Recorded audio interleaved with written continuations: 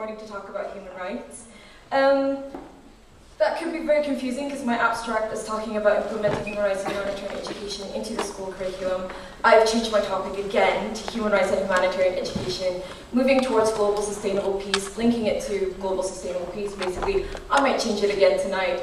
I don't know, but hopefully this is what I'm sticking to at the moment. So, oh, that's the old one. That's not it. Okay.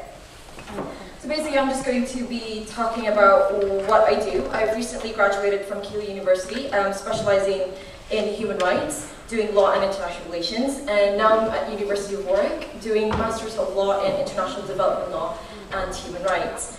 I've also done, on the side note, I've also done volunteer work for UNICEF on campus. That's basically, other than raising funds, I've also been educating children about rights and how children can help other children in the world.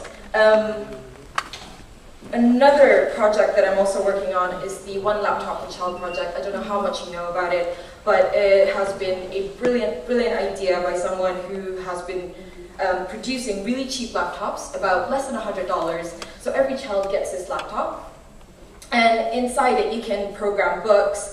You can learn a lot of things in a very innovative, more fun way with games, storylines, comic books. Okay, so imagine a school with really poor resources. You don't have enough books, and all of a sudden, one laptop could program about 300 books. So in a school of 100 kids, you get about 30,000 books. So that school itself is already rich. Okay.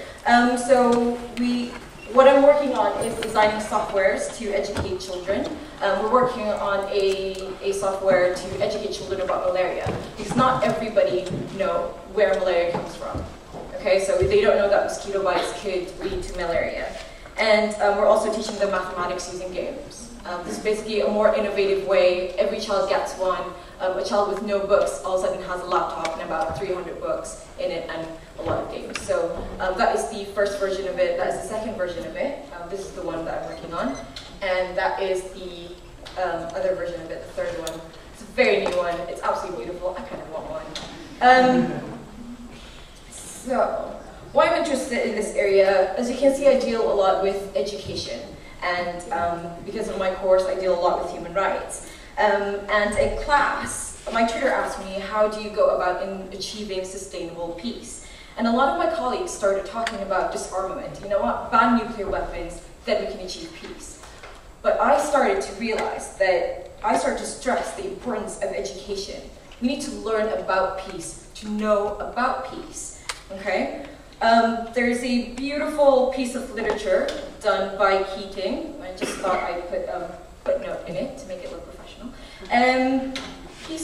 He came up with this, oh, not him, but inside the book, there's a foreword by Senator Douglas Roche, no idea how to pronounce his name, but he says that violence continues to claim 1.6 million lives each year and hinders many millions more. This harm is not inevitable.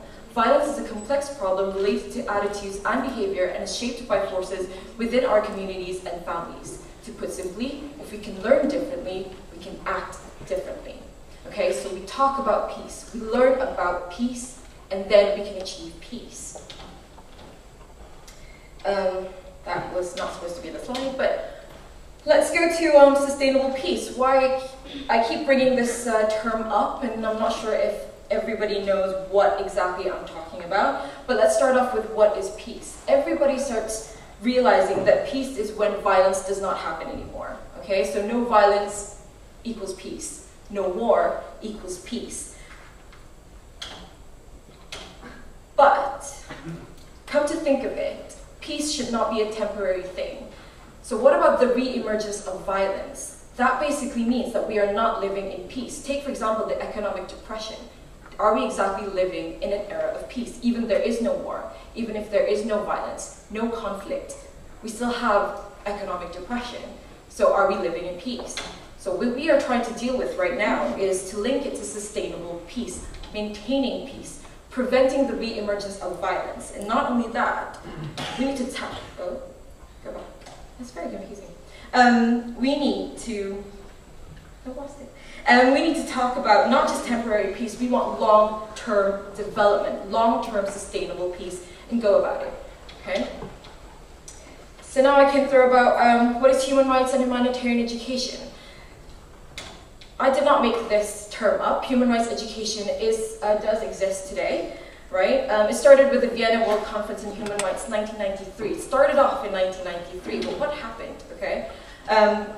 They called on all states and institutions to include human rights, humanitarian law, which is laws of war, democracy, and the rule of law as subjects in the curricula of all learning institutions in formal and non-formal settings. So I did not make this up. They've already started it with the United Nations. The Vienna World Conference on Human Rights wants to promote human rights education.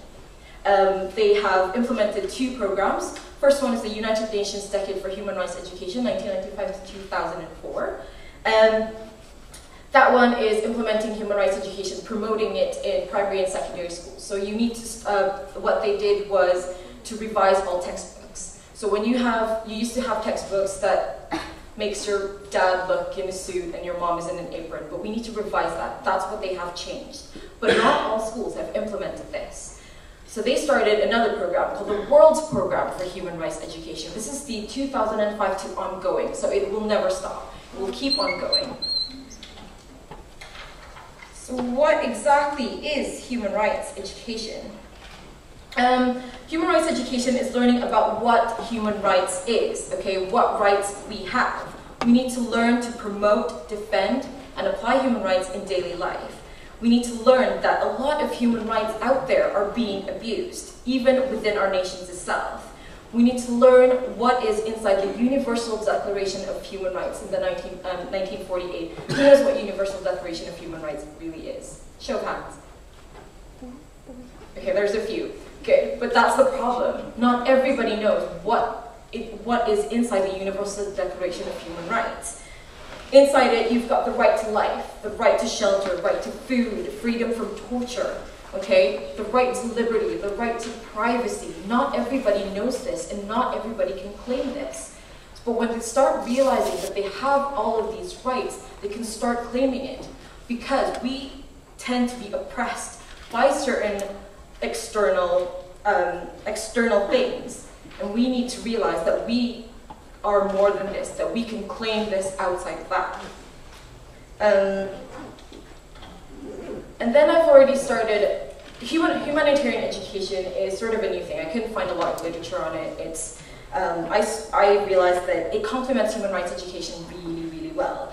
This is the more practical side of it. It creates the desire to reduce suffering, okay? The need to save lives and help others.